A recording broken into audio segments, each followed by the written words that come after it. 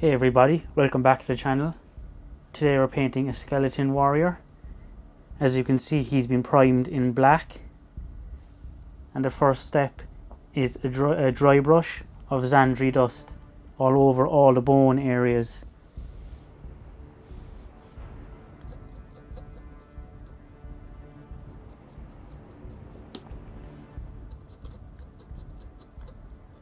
I'm using the large Citadel dry brush. I'm just hitting the entire miniature, all the bone areas. Make sure you get the areas on the hands and any awkward areas inside the legs and the rib cage. And now that the entire skeleton area has been dry brushed, you shade the entire area with Nuln oil.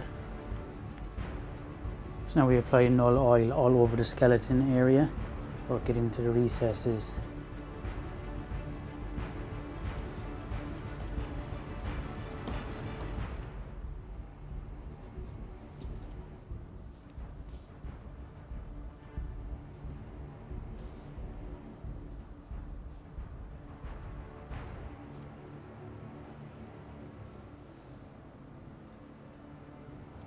Now that the Nuln oil has dried, this is where we're at.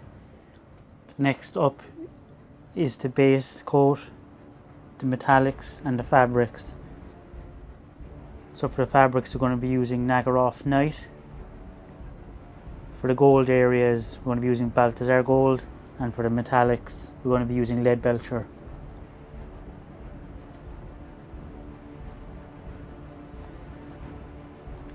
So here we apply the Naggaroth Night to the fabric.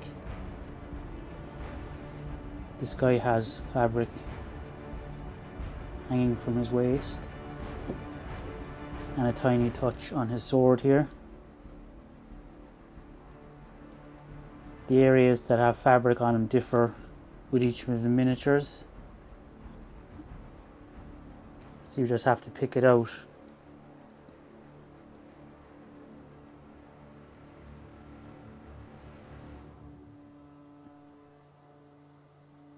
You're applying 2 thin coats. Just make sure you don't hit any of the bones in the legs.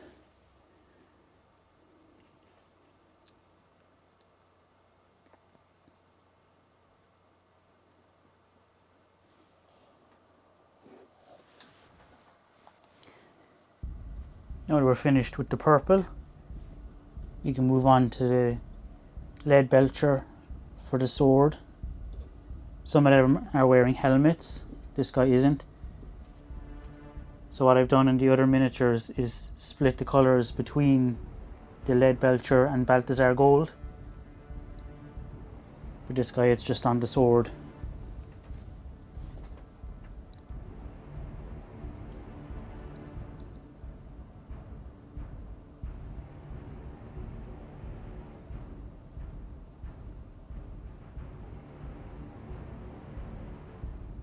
Be sure not to hit the hand.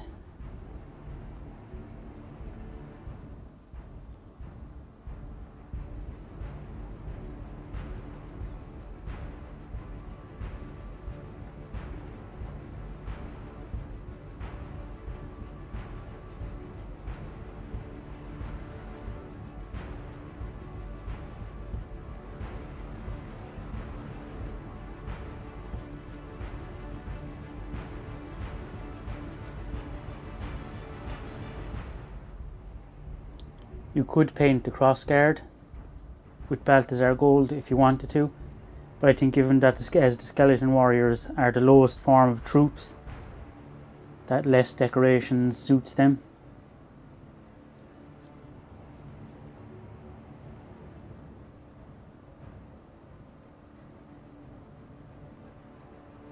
Now we'll be painting the shield in Balthasar gold to give it a brassy kind of a look.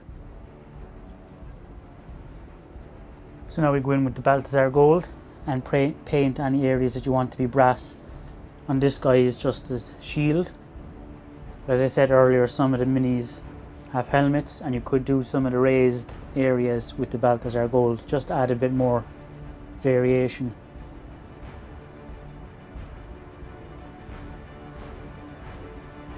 So just paint on a slightly thinned down Balthasar gold, just to help with the flow. You don't want to thin metallics too much.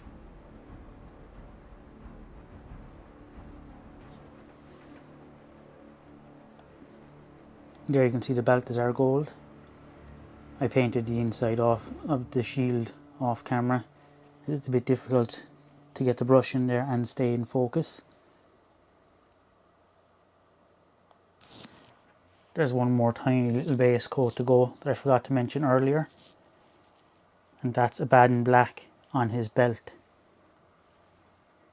Now that all the base coating is complete, we go back to our medium shade brush, this time with Agrax earthshade, and we apply it over the brass and the Leadbelcher sword.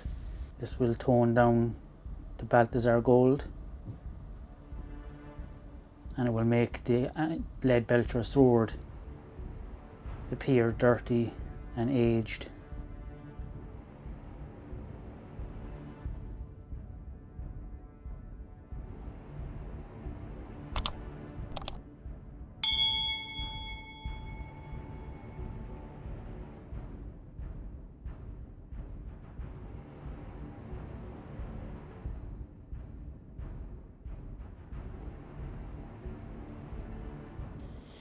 Now that the Agrax earthshade has dried, it has both given the sword an old dirty look and toned down the brightness on the shield a lot.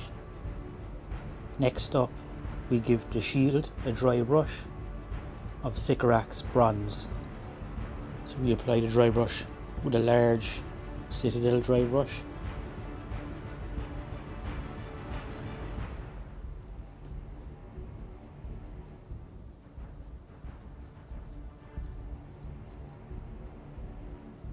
The Sycorax bronze dry brush is visible. The Sycorax bronze dry brush isn't very noticeable on camera.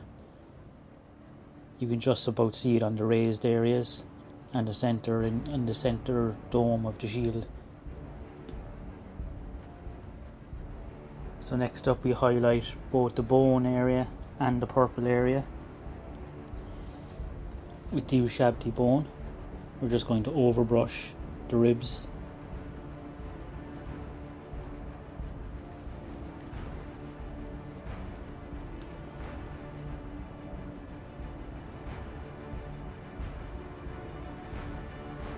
Which will just pick out the high points.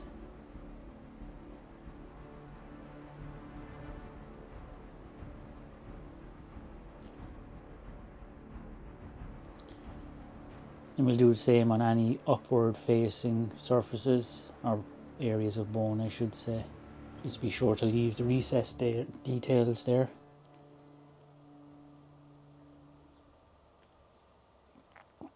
You don't have to catch every surface, just some of the key points.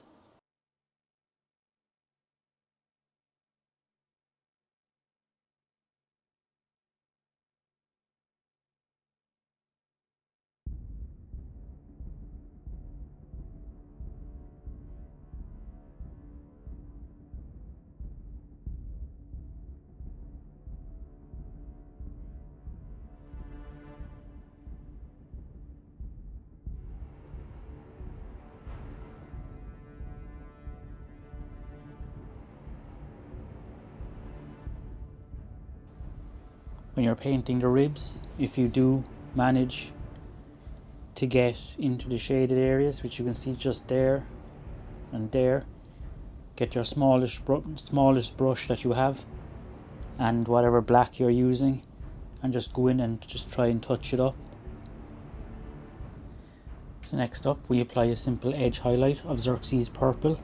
Just use the edge of the brush, control how much paint you have on the brush, and just follow the edges of the fabric. As with the earlier highlights, they don't show up very much on camera, but they are there There are two final steps.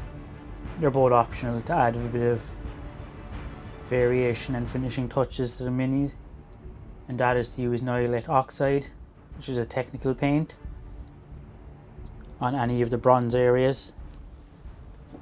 On this mini it's just the shield, and I just dab it on some of the details. Some of the rivets or bumps on the shield, I don't know.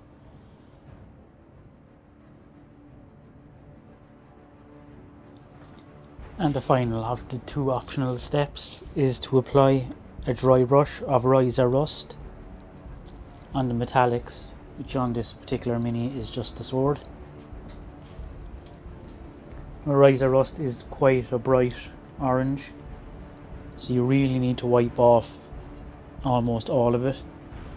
You don't want to overdo it with either the Ryza rust or the oxide technical paint we applied to the shield. Just gently build up. You're just adding to the Agrax earthshade that's already dirtied the blade. Just be gentle as well when dry brushing these minis. The skeletons are inherently skinny.